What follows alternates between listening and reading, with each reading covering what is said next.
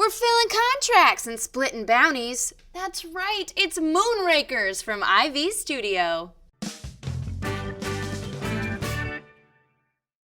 This space-based deck builder pits 1 to 5 mercenaries, known as Moonrakers, against one another in a contract-filling race to 10 prestige points. Today, we are setting up for a multiplayer game.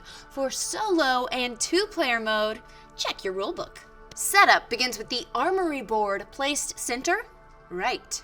Shuffle the ship part cards and place them face down to form a draw deck. Deal 6 ship part cards face up in 2 rows of 3. Shuffle the crew cards labeled with a crew symbol on the top left and place them face down as well. Draw and place 3 face up crew cards in a row to the right. Place the credits, the main currency of the game, in their respective vault supply piles. Next, place the dispatch board center left. Shuffle and place the contract cards. Draw 8 contract cards in 2 rows of 4 to the left of the board.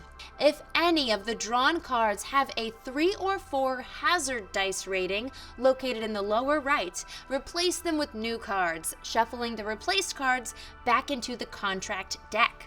Shuffle and place the objective cards face down. These cards provide players with a secret goal to gain prestige points. Set the hazard dice nearby. Create a supply of the action cards separated by type: reactor, thruster, shield, miss, damage 1, 2, and 3. Next, each player selects a color and takes the matching command terminal. Don't take yellow, it's mine, and ship token. The command terminal has 4 slots for ship parts to be installed during the game. Each player now takes a 10-card action deck consisting of 3 reactors, 2 shields, 2 damage 1 cards, 2 thrusters, and 1 miss. Ooh. Each player shuffles their action deck, placing it to the left of their command terminal and drawing 5 cards into their hand.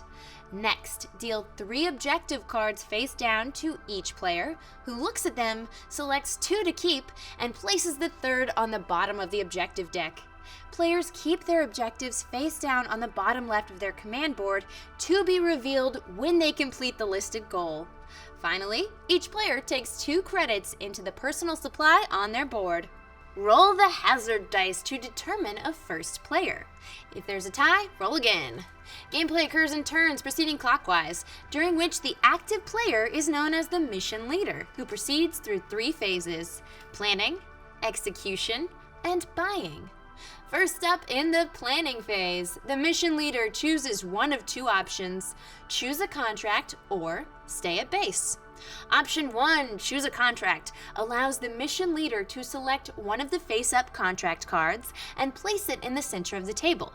Contract cards include name, type, reward consisting of prestige, credits, and/or bonus cards, contract requirements, and hazard rating. After selecting a contract, the mission leader can attempt to complete it alone, or they may solicit assistance from one or more other players. By offering to split up the rewards in exchange for assistance completing the requirements, the mission leader can attempt contracts they wouldn't be able to complete on their own. During the upcoming execution phase, any players who are assigned to the contract will play cards from their hand in order to fulfill the requirements. Some rules for negotiation. Players can only negotiate with assets awarded on the contract, not assets already owned. Allies may offer assistance with requirements, but cannot reveal their hand or specify the exact number of certain types of cards they have, though they might mention what could be possible. Hazard dice can be split in any way between players on the contract, but all that must be decided beforehand. Allies are not required to be honest about what exactly they will do for the contract. If the mission leader cannot get a team together and doesn't want to attempt the contract all alone, they may select a new contract and try again. They may do this twice. Then they must either attempt a 3rd contract on their own or stay at the base. Once they have a team, they proceed to the execution phase. Option 2, stay at base, allows the player to perform the following steps instead of taking a contract. Draw 2 objective cards and keep 1, collect 1 credit, discard their hand into their discard pile and draw 5 cards from their deck. Optionally, discard 1 face-up contract and replace it from the contract deck. If you're staying at the base, you'll skip the execution phase and head straight to the buying phase. In the execution phase, the player or players attempting to complete the selected contract will play cards from their hand to meet the requirements. Before they do, a number of hazard dice equal to the hazard rating must be rolled by any players who were assigned them during the negotiation of the contract. If the mission leader is alone, they must roll all of the hazard dice. Each player rolls their own dice and will personally suffer the number of hazards rolled at the end of this phase by losing that much prestige. Next, the mission leader chooses an ally or themselves to take a turn, playing cards from their hand. On their turn, a player has 1 action. An action allows a player to play a single card from their hand. Some cards, like reactors, provide a player with more actions, allowing them to play more cards. Let's look at card specifics.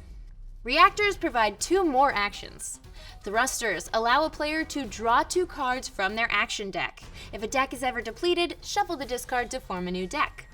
Shields prevent 1 hazard damage at the end of the phase. Damage deals damage. These come in 3 different levels. Miss cards simply waste space in your deck. Try and get rid of these if you can. Crew cards have special abilities and provide crew icons toward contract requirements. The mission leader and their allies each take a turn to play their cards, chaining actions and attempting to play enough cards to complete the objectives on the contract. Allies do not have to play optimally, or even play all the cards available in their hand. A player's turn ends when they either run out of cards or run out of actions. If the contract was fulfilled, players collect the rewards on the card as negotiated, gaining prestige points on the prestige track, credits from the supply, or cards drawn from the top of either the crew or ship part decks. If the contract failed because the requirements were not met, the contract goes to the bottom of the contract deck and players gain no rewards. Regardless of the outcome, players still have to take hazard damage rolled at the beginning of the phase. If they played any shield cards on their turn, a player may prevent 1 hazard per shield, but only for themselves. Any remaining hazard damage equals the amount of prestige points the player loses on the prestige track. Players who attempted the contract discard all their cards in their hand as well as played cards, drawing a new hand of 5. Next, in the buying phase, the mission leader may spend credits from their supply back to the vault to purchase new cards from the armory. They may purchase any number of cards provided they have the credits to pay for them. Ship parts and crew cards are immediately replaced from the deck when purchased, providing more options for the mission leader.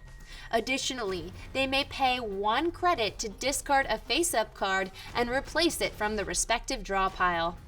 When purchasing crew cards, the mission leader hires a crew member with a name, type, cost, and special ability. The purchased crew card is not played yet and is instead placed in the mission leader's discard pile. When drawn, they can be played like any other card, costing 1 action to play and providing the benefits listed in addition to a crew symbol. The mission leader may also purchase a ship part card, which contains a name, action cards to be added to the player's discard pile, a special ability, a brand, and a purchase cost.